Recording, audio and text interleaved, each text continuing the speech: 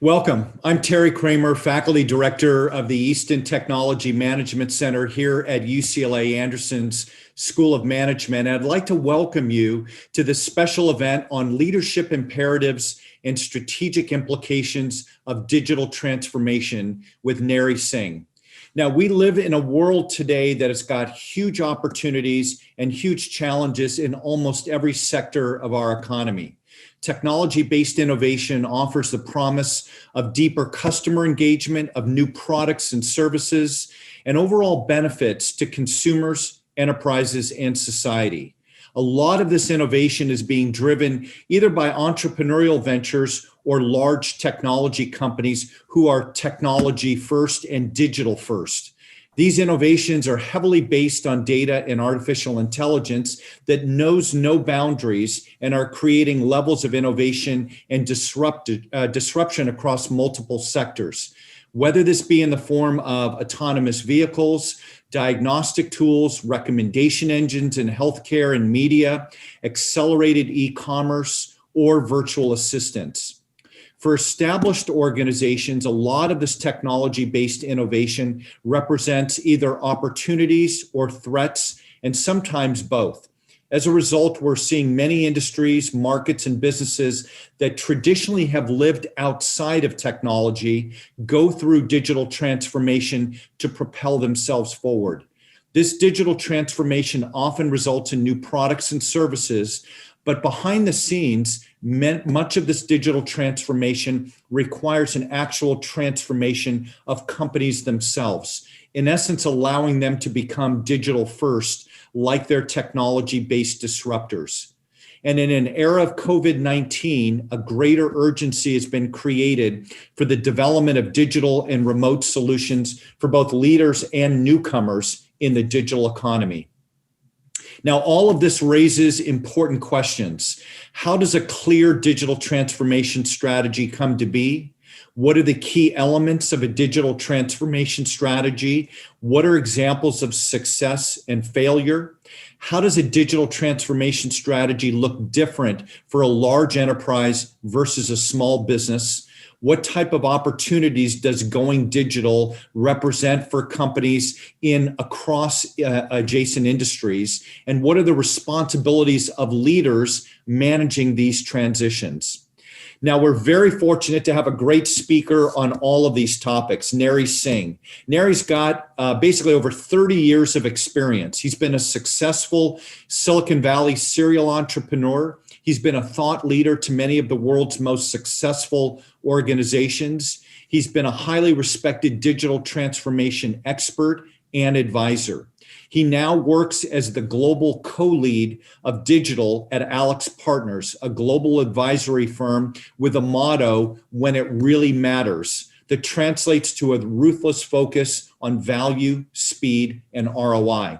There, he's growing the firm's digital team across 23 offices globally, preparing for the heightened global demand for its digital transformation services. Previously, he was the head of growth and strategy at Accenture Digital, where he helped grow the business globally 450% to over $23 billion with 11 successful acquisitions.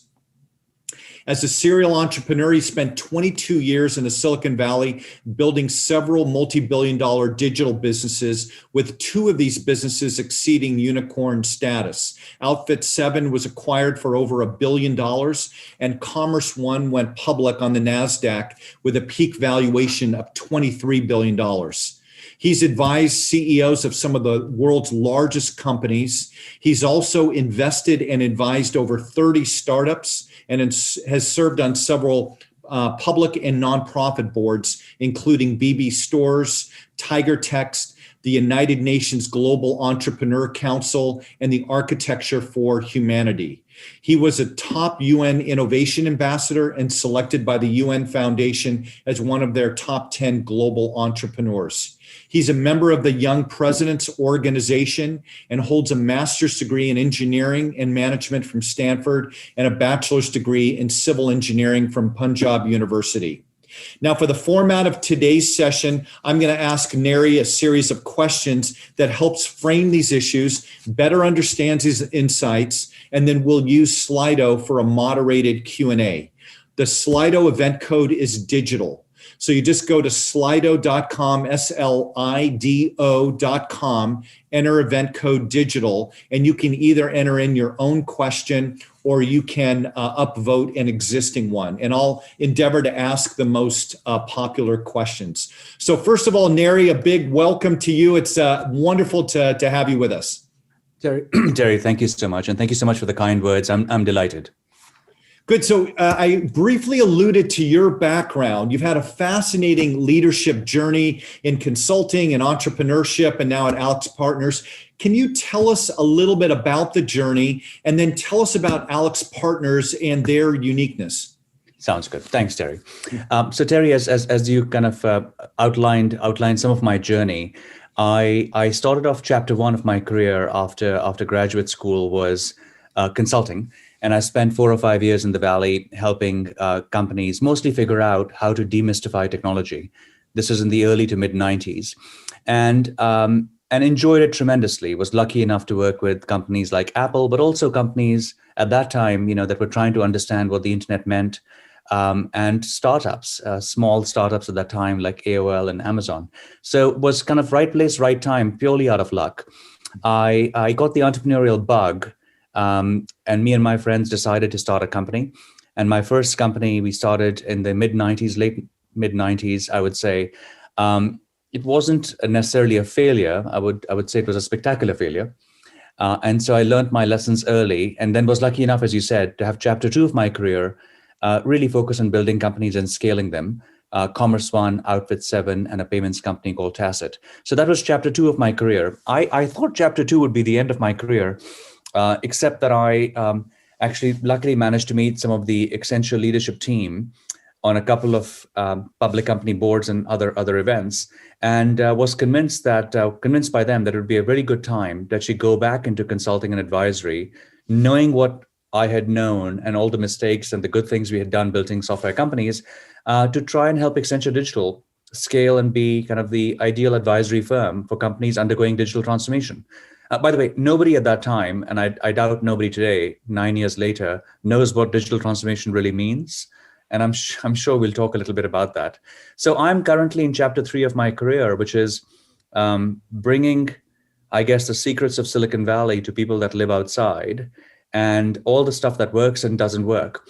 At AlixPartners, we are, I would say, quite different. And I think for most of you that have followed consulting, AlixPartners grew up in a very specific, very combustible environment in the 1980s in the automotive industry, restructuring, debt, turnarounds.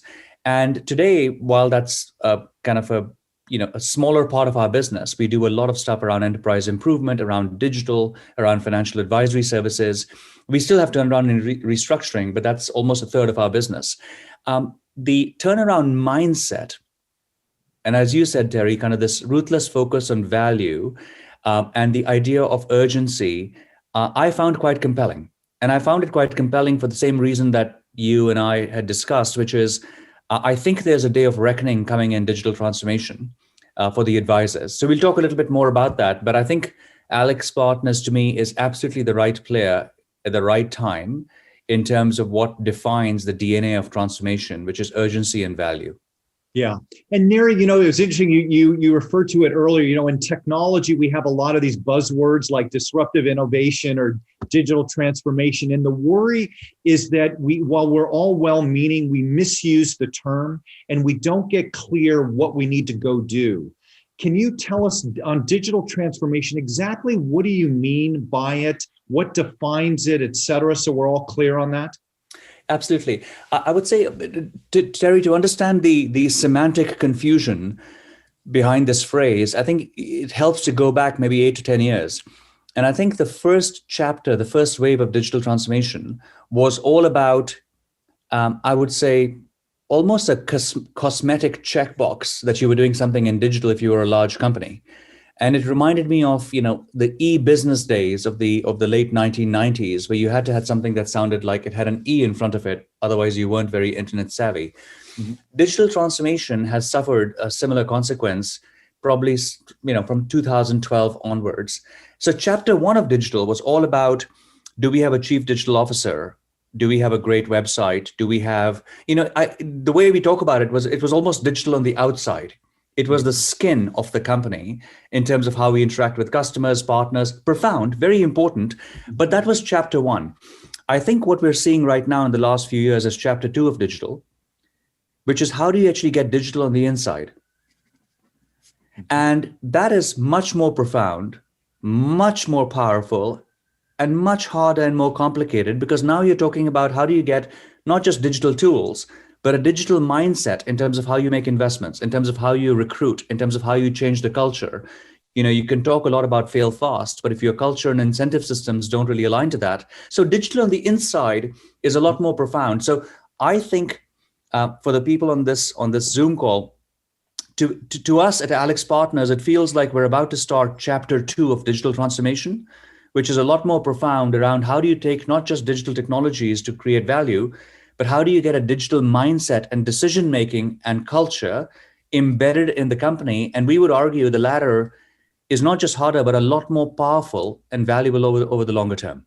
Yep. Excellent. And Narry, when you and I chatted, it was very interesting. You talked about some of the work you do in digital transformation. You talked about three different elements. You talked about brilliant basics, you talked about cutting new ground, and you talked about people and culture. Can you tell us a bit about those three building blocks? Absolutely. So, maybe just a kind of a somewhat amusing story. Very often, if you're lucky enough to be advising the clients that we advise, we'll get called in to speak to CEOs about digital transformation. And normally the story a few years ago would be, you guys know something about digital transformation. Tell me who's the disruptor in my industry. And you could pick the typical questions would be, tell me who's the Uber of my industry, or where's the disruption coming from, or things like that. And very often we would almost slightly tongue in cheek say, Mr. or Mrs. CEO, absolutely, we can tell you who the digital disruptors are. And actually, here's what they're doing and what they're not doing. But meanwhile, it takes 9 seconds for your websites to load. Mm-hmm. And it takes you 45 days to sign an NDA. And your attrition in the stores is 29%. In other words, we're absolutely happy to talk about digital disruption, but can we please take care of the meat and potatoes? So that led to this very simple notion that a digital transformation almost has three elements. One is there is absolutely the new disruption, the new business models. Where does your brand give you a right to enter into? If you're a pharmacy, can you get into primary care and telemedicine because you already have the right, especially in a post-pandemic era, to actually provide a lot more healthcare services as opposed to pharmacy and retail? So there are what we would call cutting new ground ideas that provide you leverage. Having said that, we also think what's equally, if not more important, are the brilliant basics. In other words, what are the things your customers are expecting from you today? Forget the innovations. What are the key journeys? What are the micro moments? Refinancing my mortgage, filing for an insurance claim, calling up a contact center because my Wi-Fi broadband isn't working. These are the brilliant basics that we talk about and saying, before you get too distracted with cutting new ground and innovation and disruption, fix the basics. Mm-hmm. And the way we talk about the basics is, fixing brilliant basics wouldn't necessarily ensure you win, but not doing them actually almost guarantees you lose. Mm-hmm. So those are the two areas of brilliant basics and cutting new ground. And then having done this for 5 or 7 years, we realized there was a secret magic sauce that we had underestimated, which was the culture and the people and the digital ways of working. In other words, you can identify new areas. A bank might want to go into new areas and enter the Asian market, which is expensive, through digital channels only. Well, that's an interesting idea. But actually, how do you develop that new proposition? How do you actually have IT that is already burdened, creating new innovation and having things like minimal viable products in 90 days and scaling that innovation? So what we found is the people, the culture, and the digital ways of working were the third component. So that's how we came up with have brilliant basics, have cutting new ground, but probably most importantly, address the root causes of people and culture. And normally when we look at successful business transformations, there's no hard and fast rule, Terry, but we've noticed that depending on where you are, what industry, media is very different than retail, than banking, than oil and gas. If at least half of your efforts are not brilliant basics, you're over-optimizing to cutting new ground, and you might not have the right to play there because your customers or your partners won't let you. Anyway, hopefully that answers. Makes sense. And let me ask you on this to get a scalar about how worrisome the situation is. When you talk about the transformations, and I kind of think about my technology classes and I think about my history working at Vodafone and Verizon, I kind of think, you know what, digital first companies, whether they're startups or the new tech companies today, have got a natural advantage because they were born out of everything you're talking about fairly recently and are able to go execute on all this. Is this a pretty tough sledding for established enterprises to be digital first, to transform their companies, all of that? Or is this very doable? Well, I mean, Terry, I would say that I think not only is it doable, but I think the timing is perfect for, let's just call it revenge of the incumbent. And I say that only because if we were being completely objective and looked at the last 10 years, and it was the incumbents versus especially large tech, keeping aside market capitalizations, you would argue that large tech seems to have won. I don't believe that for a moment. I think chapter 2 of this transformation will be about incumbents realizing that they have assets, capabilities, distribution, brand, data, industry knowledge of things like regulation, etc., that most tech companies and disruptors would give an arm and a leg for. And I think sometimes what we find, and I'm no therapist, but I find that there's a lot of self-criticism, which is almost destructive in corporations about the fact that we simply can't get our act together. And honestly, we believe it couldn't be further from the truth. Incumbents have massive advantage. The trick, of course, is digital ways of working and knowing how to prioritize your transformation portfolio.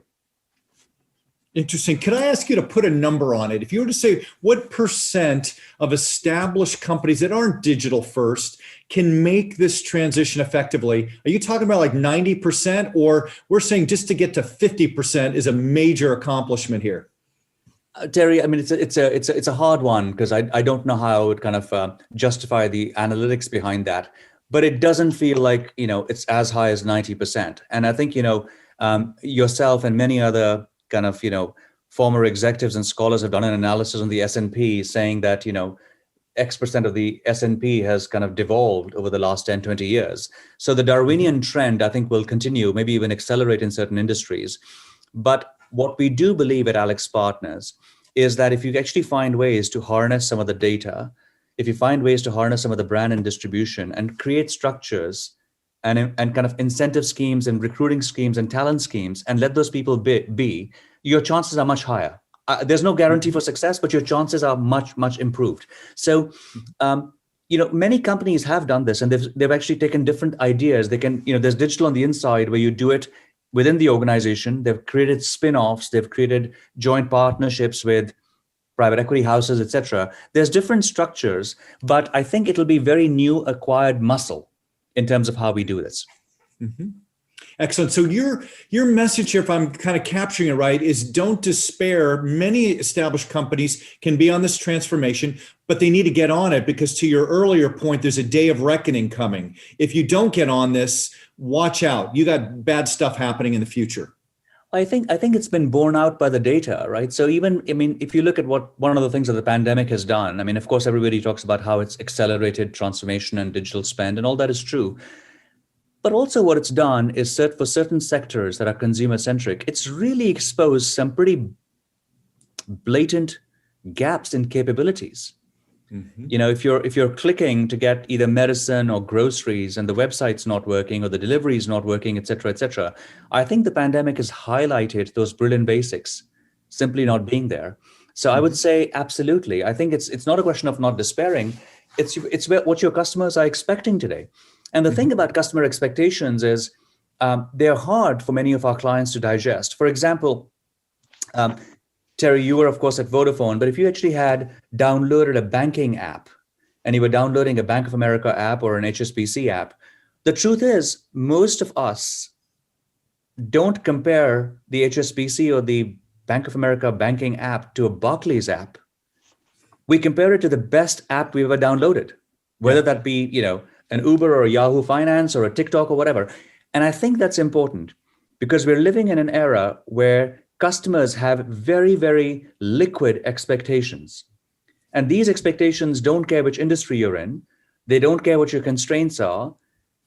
If they have been spoiled and indulged with these expectations on one dimension, they will bring it to you. And actually, that would be the new bar.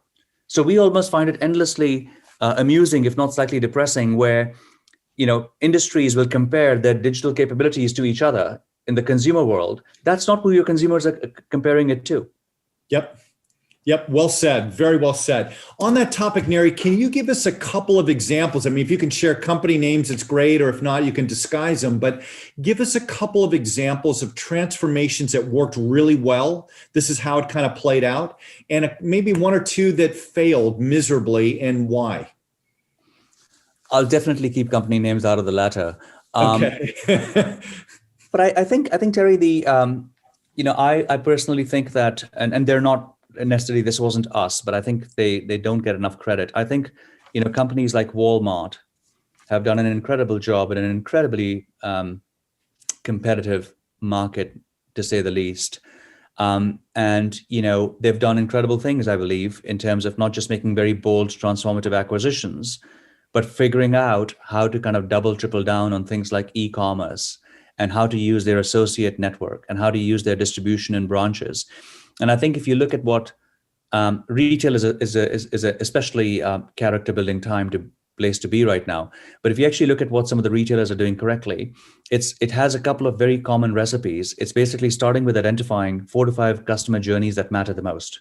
Mm-hmm. And if you are a retailer and order management or order inventory looking at or tracking my order would be an important journey. People that have doubled down on 3 or 4 journeys that matter the most, again, back to brilliant basics, have usually found much better successes because they've taken care of 3 or 4 things as opposed to taking on a portfolio of transformation that has 50 projects that don't get managed or done.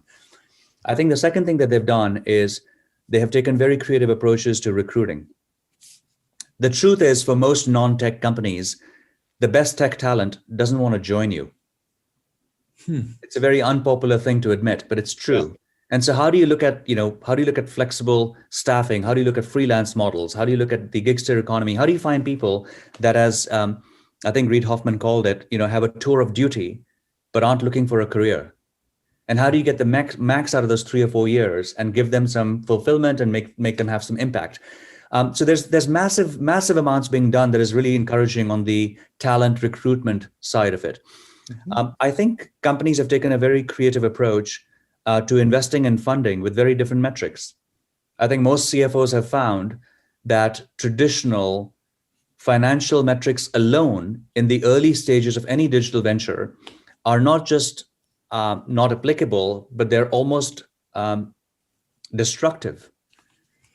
And if you are in a consumer business, and Terry, you know this, if you're in a media business, as many might be in the LA area, what you would measure up front is not financials. You would measure session frequency. You would measure, churn rates. You would measure engagement. You would measure social commentary based on a certain app or a platform. You would measure kind of decay rates, which is 90 days out. These are not necessarily CFO metrics at all. Mm-hmm. So I think the third thing that companies who have made the transition have done well is follow a brand new set of what we call digital traction metrics that very often lead to financial metrics, but they look very differently. And so it takes a very evolved CFO to think about those few things. So those are some of the things that companies like Walmart and others seem to have done well. In terms of things that haven't worked, I mean, obviously it's a flip of all the things that I just mentioned, but I would also say, I think there are a few things that seem to be patterns in transformations that don't work. The chief digital officer of any company, in our view, is the CEO. Mm-hmm. And as we jokingly say, digital is too important to be left to digital people. Mm-hmm. And so if the CEO is not personally committed to the transformation and managing it, it increases the probability of it not going perfectly well. Mm-hmm. If you keep that in mind, the truth is that the average age of a CEO in a public company, I believe 20 years ago, was 40 or 45. The average age of a CEO 20 years later is 60 to 65. Mm. So the youngsters aren't coming in. Mm-hmm. Or the old guys, and mostly unfortunately guys, aren't leaving. And the challenge with that is that digital transformation is, I believe, directly correlated to your personal digital IQ. And if you don't have a comfort and a curiosity around things that are digital, you don't have to understand how AI and machine learning works. You don't have to understand how the relational databases are going to change, machine learning or what Kubernetes means. But you have to have digital curiosity. So I think we also found that the passion and the personal curiosity of a CEO goes a long way for the company's success. Excellent. Excellent. Very helpful ingredients there. Nary, small companies. So a lot of these digital transformation efforts sound like they're for big companies that can afford making big investments. They have a portfolio approach. So if something doesn't work, they've got the rest of the business is kind of carrying them. Tell us about small companies. Which of these things can you do with small companies? And which do you say, you know what, it's tough sledding for a small company to do some of this? I think the good news is a lot of these lessons apply for small companies, and almost half our clients at AlixPartners are companies that are what we would call mid-cap, but also private equity owned.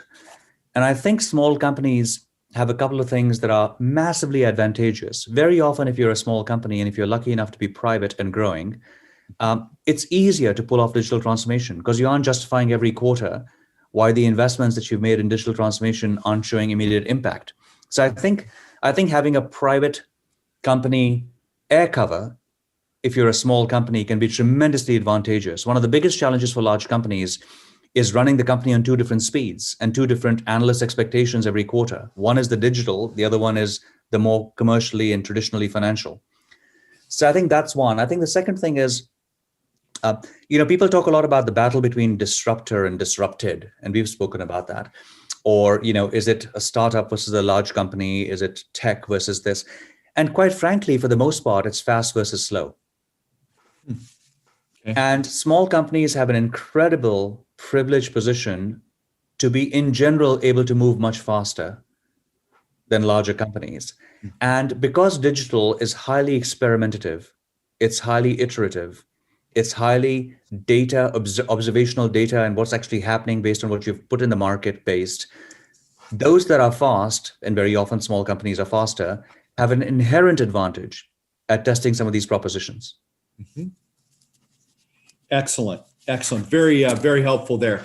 Let me ask you a couple other dimensions on this. Number one, geographic. So when you look at digital transformations and you look at the US, you look at Europe, you look at China. There's an article this morning in the Wall Street Journal that talks about Europe trying to get unglued, to try and kind of liberate its economy during COVID, but even more broadly in a digital era, and how challenging that's been. And I know you're London-based, even though you have a beautiful digital background of San Francisco. How do you look at this geographically? Is it tougher sledding in Europe than it might be in the US? And actually China is kind of role model in transformation, or no, it's equally tough or easy everywhere? It's a really powerful question, Terry, and a hard one, because I would say if you look at the elements of innovation in terms of changing economies, you would argue that the US and China are much further along than Europe in many ways. And I think there's many reasons for that. China is obviously, as you know better than me, completely different to the US in terms of policy, regulation, their approach to data and privacy, etc. So you could argue that the Chinese companies have a little bit of an advantage in an AI and machine learning era on what they can and cannot do. But I think the challenges with large companies in the US and UK are pretty similar. So, if you're a CEO of a FTSE 100 company, or if you're CEO of a Fortune 100 company, in general, your transformation challenges look like they have similar challenges. It's about people, it's about metrics, it's about investments, it's about balancing your brilliant basics and cutting new ground portfolio. It's about, modernizing your IT and partnering on the cloud journeys, etc. I think on the startup side, the game feels vastly different. I think the startup game seems much more refined, obviously, in the US and China. And I don't know exactly why. There's people that have done massive amounts of studies about the number of unicorns, as they call them, that have come out of Europe versus America and China. And the numbers are shockingly low in Europe. Mm-hmm. So it's hard for me to know exactly why. I think the corporate challenges and the journeys are very similar. But the startup results, certainly from a quantitative point of view, would make Europe look like a laggard. Mm-hmm. Yep. Good. Another overlay question on all this is COVID-19. So obviously we're seeing, a discontinuity of adoption in areas like video conferencing and e-commerce and telehealth, et cetera. What does that do for digital transformation? Has it been a really helpful tailwind to your work, or has it actually created more peril for established companies seeing what maybe original digital first companies accelerate their growth and share gains? Yeah, I think it's both, and I think we've seen a tremendous uptick in demand for all things digital, and I think it's also kind of created a sense of urgency. A very large bank that we work with, admitted to us that they were sitting on a proposal for remote working on one of the remote working platforms, a large technology company, for a year. And, in March, when things became quite clear about remote working, it literally took them 4 days to not just activate all the licenses, but it took them, I think, about 15 days to get 270,000 people working off remotely. Mm-hmm. So there's a silver lining here, which is, elephants can dance when they put their mind to it pretty quickly. I think, what we're hoping for is you don't need a global pandemic to inject a sense of urgency. Yep. Great. Another dimension on all of this is serving underserved communities. So we talk about technology, kind of the classic line is it's cheaper, better, faster. It can democratize, it can lower costs, et cetera. But you also hear a lot of commentary about the digital divide, especially here in the US. How do you look at digital transformations of companies, either helping or hurting the ability to broaden access to serve underserved communities? I mean, Terry, it's it's a conversation that comes up in chapter 2 of digital, which is digital on the inside. I think there are some more existential questions that keep coming up around the role of business and community. And I think we've been lucky enough, at least in the last about 4 months or so, 3 CEOs, 2 of some of the world's largest CPG companies have talked about exactly this issue, which is how do you actually extend the reach and the access that many of us take and are blessed to take for granted to other communities. I would say that also, I think one of the things that we are finding is that with COVID, I think what's becoming quite clear is the role that government has to play around the digital divide. And there's a couple of incredible experiments that are going on, quite frankly, in the UK, where a couple of government departments, in this case, the NHS and a few others, have partnered around bringing access and care powered by digital, powered by telemedicine to people that, quite frankly, wouldn't either have the capability or the affordability to go and see a primary care physician. Mm-hmm. So I think there are, and telemedicine as an example, while it has many challenges, is a perfect example of how technology can reduce distribution and access costs on the demand side, but on the supply side, leverage massive amounts of unfulfilled capacity that are there with nurses, primary care physicians, pharmacists, et cetera. So by no means is enough being done, Terry, is the truth. Mm-hmm. But at least it seems to be a new consciousness around this topic amongst the corporations that we work with. Excellent. Let me ask you a couple last questions, and I want to go to the audience questions.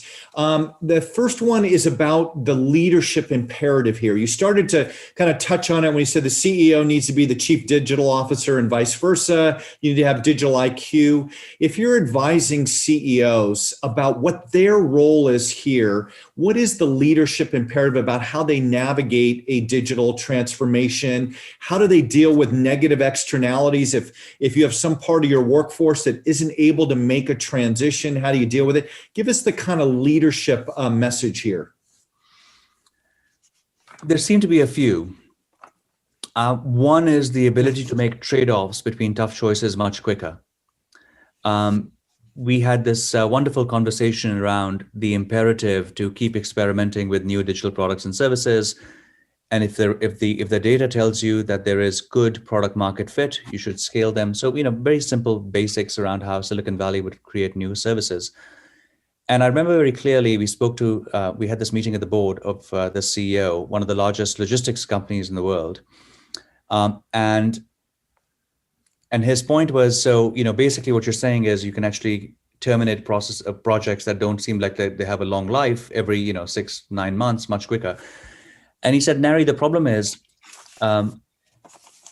we're a family-oriented culture and we don't kill projects because that's demotivating.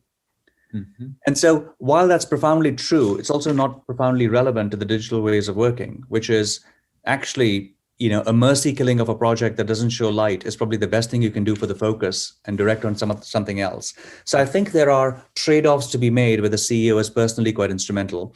I think the second is back to the digital ways of working. I think the CEO has to reflect the behaviors they want in the organization.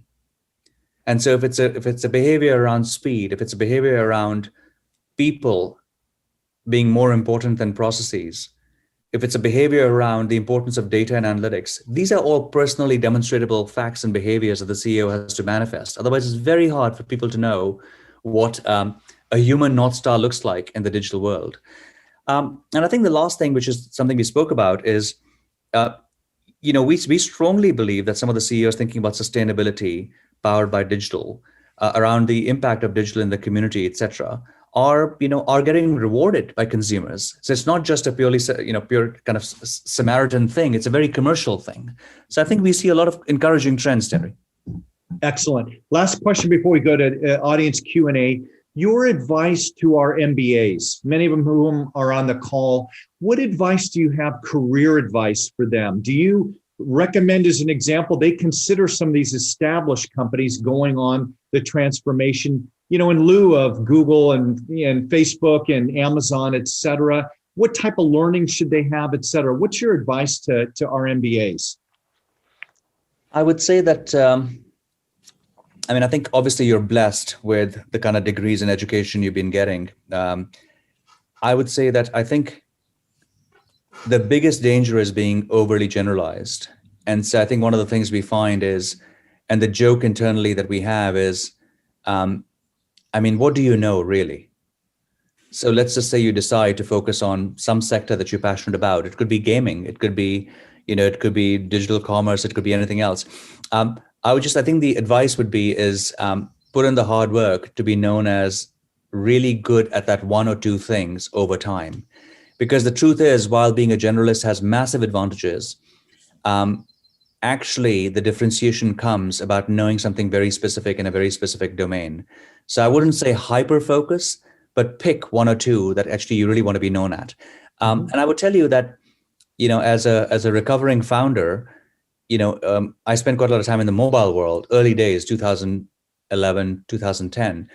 And we had to figure out how to make money on a mobile phone that at that time, the App Store had probably been around only for about 2 or 3 years. And the amount of learning you get experimenting, one, with your own money, and two, with your own pride and public persona around making money on mobile advertising, do native ads work, do virtual goods work?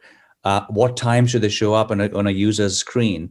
It just provides you a level of depth of understanding of a topic that it's really hard to get, dare I say, even as a consultant or as an industry person.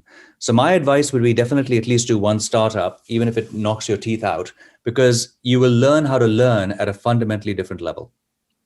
Great. Good advice. Very good advice. Let me start taking some of the questions that we've got.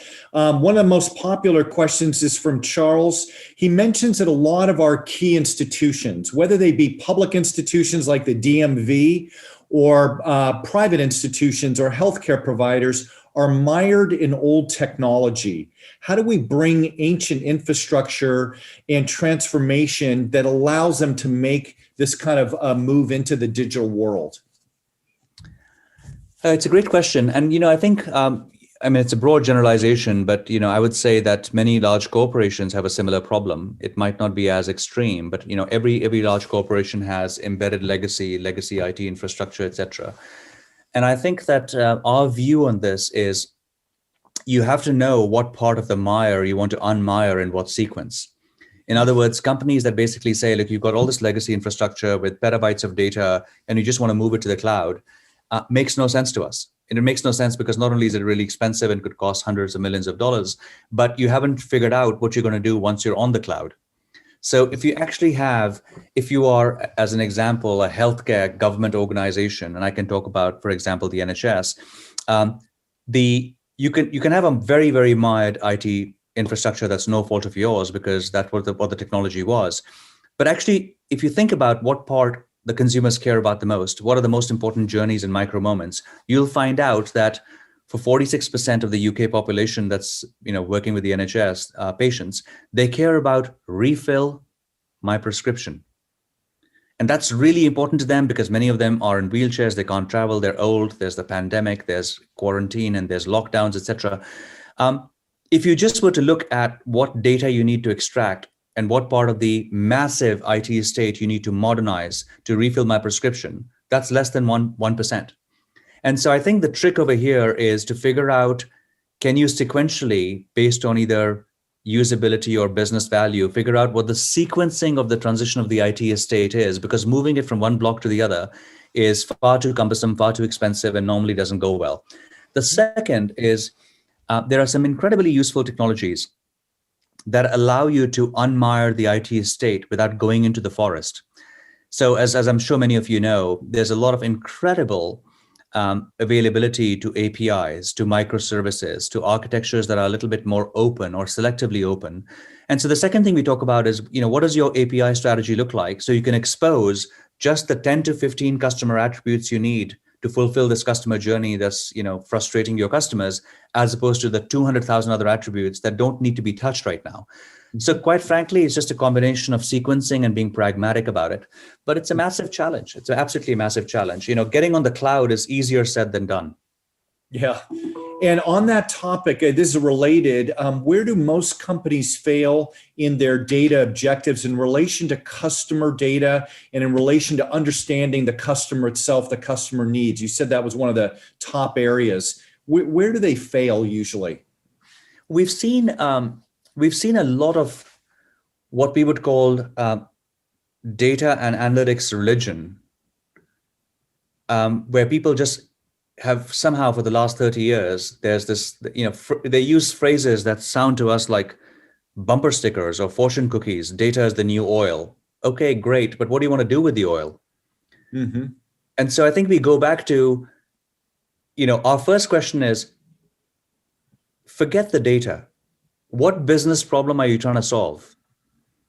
And so if the problem is, look, I would love to convert the conversion of X customers in this segment by providing them some additional insight that can do X, Y, or Z. I mean, I think our approach, Terry, would be, as I'm sure you picked up by now, quite ruthlessly pragmatic, which is, are you clear on the 4 or 5 use cases of what you want, and therefore what data can do for you, as opposed to, again, just putting everything in a data lake and hoping something good will happen. A lot of those kind of generic, un-user case focused data journeys have ended up badly. Excellent. Let me combine a couple of questions there here, which is getting a little bit more specificity on some of the success cases, and whether that's Walmart that you mentioned or otherwise. And then related to that, how do you think about inorganic digital acquisition? So in the case of Walmart, with Jet.com, how do you think about the transformation? Is one of the easier ways to advance is to acquire businesses that kind of have what you're looking for? Or is that actually complicate and muddy the waters, and organic capabilities inside the organization are going to be better? We strongly believe that acquisitions and partnerships are a new muscle that corporates need to learn outside their sector of focus. So of course, CPG companies acquire CPG companies and have done that really well and have got all the valuation models, etc. But if a retailer or a CPG company try to acquire a software company or an e-commerce company, they can't make sense of the numbers. They can't make sense of the valuation. They can't make sense. And the truth is, it's hard to know why, because it's been almost 10 years and there's almost $1 trillion of market cap that says these metrics that don't look like their traditional retail metrics actually are very monetizable. Mm-hmm. So it's not like people are experimenting the early days of the internet, trying to figure out, if this e-commerce thing actually makes me money over time. Mm-hmm. So I think that acquisitions is critical. On acquisitions, the lesson that we've learned, and when I was at Accenture, we did about, I think, 11 acquisitions or so, at least when I was there in my role for about 6.5, 7 years. I would say the acquisition part is almost the easy part. Getting them to work within the mothership or even adjacent to the mothership is the harder part. So we spent a lot of time thinking about something that we called, one of my colleagues came up with this name called culture of cultures. How do you create a culture of cultures where multiple cultures can thrive under the same umbrella, but they're not being over assimilated and over integrated, because what made them great was that microculture. So I think there are some more tangible lessons learned around not how you acquire, but how do you retain and how do you actually make it coexist with the mothership? Because otherwise the tendency is for the antibodies of the mothership to kill anything that doesn't look like it. Excellent. Makes sense. Let me ask you another one here that's more about your journey, and it's about your board director journey. And matter of fact, I think some elements of consulting would speak to this as well. How do you find success as a board member and maybe even as a consultant where you're going into different environments and you're trying to think, how do I go add value? Tell us what your secret sauce has been as a board member and then maybe separately as a consultant and an advisor. I think as a board member, I don't claim to have a secret sauce, Terry, but what I try to do is, if it depends if it's a large company board versus a startup versus a nonprofit. But if you take large companies, what I normally have found helpful is 2 or 3 things. One is I can almost be the digital translator. So I always joke with boards that I'm bilingual. I speak English and I speak digital. And so I can usually translate some of the mumbo jumbo into a way that people understand, which often board directors and colleagues of mine find helpful. I think the second is, having not just talked about it or consulted about it, having been lucky enough to be a founder, you have a very strong sense of what works and doesn't work, irrespective of what it looks like on PowerPoint. And so I think the second thing that I found helpful is war stories. And you don't want to over pattern match, but the war stories are really helpful. So if you look at a proposition, if you look at an idea, if you look at an acquisition, you normally have a pretty good gut instinct as a founder if this is going to work or not, no matter what the books tell you. And I think the third is, which I find ironic, is, there's very often a lot being spent on partnerships and acquisitions. And having sold my companies in the past, very often I think I can help the boards understand how to either quantify or justify the valuation expectations that otherwise wouldn't make sense to a traditional industry person. Yeah. And Narry, a lot of what you said kind of rests on the unique experiences you've had. If you're trying to get on the first board where you may be a little bit earlier in your career, any unique advice on that? Well, I think, at the end of the day, I think, the advice I would give is, if you actually are known, back to what I said earlier, if you're known for 1 or 2 things and are the expert at it, your chance of being heard at the board level is high. Whether you're invited to be on the board or just an advisor to the board is a secondary topic. So I think what we found is that most board members are desperate for more digital understanding and IQ. They're desperate for somebody they trust that doesn't have a horse in the race, whether they're making massive, massive investments. I think they're desperate for people that know how digital projects get executed. So I think if you find yourself being good at any of these and a few other things that boards care about, there's no magic sauce to it. I would pick a couple of companies and start talking to them. Of course, board tenures are slightly opaque. You don't know when board seats are coming vacant, etc. There's plenty of headhunters that look for board seats. So you might start with some of the headhunting firms that are looking for board directors.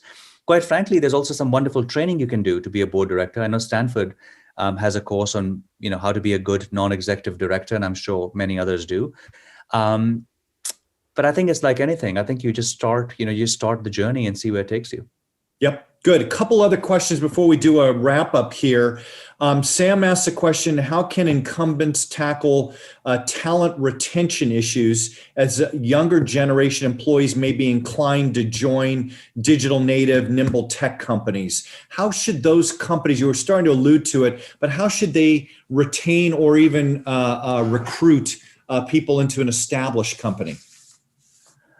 Well, I think when we say digital talent, I think you have to get down to the level of detail. I think you have to, so for example, if you're a service designer versus a product manager versus a, UX designer or a data engineer. So the short answer is it's hard, but let me give you an example that's more encouraging. So if you're a data scientist or data engineer, we've had some wonderful experience and luck hiring them into companies that are not just incumbent, but actually legacy companies that were founded a couple of hundred years ago. One of the reasons for that is because they knew that they would have access to incredible amounts of data to train their AI models. So if you're a data scientist or a data engineer, you know this better than me, which is that's a very strong value proposition. Because if you assume that the models are the same everywhere, it's the training data set that allows that to happen. And so if you actually had to have a job at Vodafone or another great company, you're going to get incredible amount of data. So I think it depends on kind of when you say talent, it depends on which talent you're looking for. I think the hardest people to have been hired are successful product managers in the digital realm because they're scarce. They're not just scarce, but even worse, they know they're scarce. Mm-hmm. And so it gets hard to get them. But like I said before, I think if companies take a mindset that says, we're never going to get enough digital talent to stay long enough to have a career here. But if you can get them for 3 to 4 years and give them a career path that looks like they're learning a lot and they're adding value at the same time, that might be practical. And then the second thing I mentioned before is please look at flexible talent models. There's some great companies like Brain Trust and others that were started to actually take care of people that just literally wouldn't mind doing projects. They might not ever join you, but they would do projects. So I think there's some combination of both those models that might work. Great. Last question. There's a variety of people saying what your secret sauce is in consulting, especially making the transition from entrepreneurship to consulting. How did you make that transition, and what does it take to do really well in your own mind in consulting?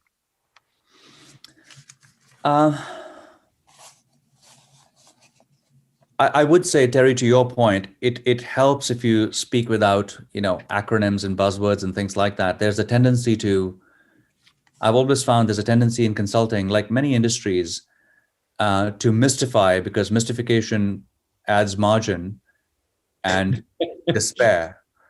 The truth is demystification is a lot more powerful, because there's plenty of mystification out there. So just, whatever your language is, just speak that language, be authentic. And I think it really helps to know what doesn't work. Because, if you're a consultant in anything, you could be a consultant in environment and in sustainability. One of my favorite questions is, what do you know it simply doesn't work that should in theory? And that opens up a lot of practical experience as opposed to academic or acquired wisdom. And I think those 2 or 3 things, and, at the end of the day, in consulting, you're in the serving business. I mean, it's almost like we're in the hospitality business. We've got to look after our clients in a very unpatronizing way. Mm-hmm. And I think the third thing is, do you want to serve or do you want to be served? It's a very personal choice. Yeah, great way to think about it. Narry, let me do what I like to do at the end of any of these sessions is I'm going to share what I took away from your messages today. And then I want to give you a chance to upgrade those messages or give us any parting comments that you've got. So the first message I got broadly is about the importance of digital transformation and this idea about a day of reckoning is coming. And you were fairly optimistic that many companies can make it in the transformation, but if they don't, they're going to have a reckoning here. So take this stuff seriously would be the first point. Second point is in this kind of chapter model of digital transformation, we are in a second chapter where bringing digital on the inside is what's important. That all the kind of labels and PR and all that stuff, that was chapter 1. We're in a stage that you've got to really internalize this stuff to really make it happen. Third takeaway I got were these 3 basic ingredients to what a digital transformation looks like. That we often kind of immediately go to cutting new ground, which is an important element, but the brilliant basics is a very important area about getting certain core things right. And then understanding that people and culture are the third element and what is an enabler for a lot of good things to happen externally. Another message that I got here is to think about what you called liquid customer expectations. And the idea is your relevant comparator on digital offerings isn't somebody necessarily in your own industry where you may be the best of a bad lot, as they would say, but look at other industries, look at the Amazon app, look at TikTok and say, are you competing well against that? Because that is the new bar for what customers expect. Another area is on what good looks like is be really good at identifying the top 4 or 5 things that really matter to customers and go execute against that as opposed to trying to pick 50 things. Make sure that you're recruiting well, that you've got the right team. And to your point earlier, there may be unique ways if you're an established company to kind of think about how you're going to recruit good talent into a digital transformation. Make sure you're thinking laterally and creatively about metrics. How are you evaluating so you're not using old company metrics on new digital initiatives? And make sure your CEO thinks of themselves as the chief digital officer and not something else. The final thing is I find that you had a couple of things that are kind of challenges to all of us to think about. And first of all is this idea about being able to make trade-offs more rapidly. That is not easy, and we're going to have to get better at really handling trade-offs. And ultimately, your question is, what is our digital IQ? Are we, sufficiently intellectually curious? Do we allow that curiosity to transcend to create value in an organization? But are we really digitally IQ? Because if the answer is no, you're at a pretty tough starting point. Let me stop on those, Narry. Did I miss anything? Would you upgrade anything? And if not, any parting comments? I would love to hire you as my agent, Terry. That's great. Okay. I haven't had that offer before. That's phenomenal. I think that's spot on. I think the one thing that I would just mention in light of the fact that all of us are living in such a bizarre world nowadays is that, it used to be all right. And whether there's an economic up or a down, people have always felt that their pendulum usually goes towards cost savings and restructuring or then innovation and growth. And I think one of the things that digital has done and the pandemic has showed that will outlast the pandemic is the death of the pendulum. It's no longer enough to do one. So companies need to figure out how you do cost savings and create the investment capacity while you're innovating at the same time. Hence the reckoning. God, that reminds me my wireless days years ago. I used to have a boss that said no binary thinking. And when we were looking at our call centers, a call center head would say, do you want us to answer the phones quickly or do you want a good quality call?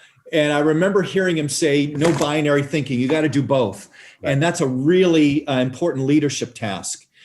Narry, let me just say a huge thank you. The breadth of your experiences across entrepreneurship, across advisory work, across boards in multiple sectors really comes across well. And I think your messages apply to a huge number of industries, companies, and all of us. So let me just say a big thank you for your wisdom, for your partnership with us. And I hope we can have you back again very, very soon. Big thank you. Terry, thank you so much. Such a pleasure. My honor. Thanks again. Excellent. Have a good day.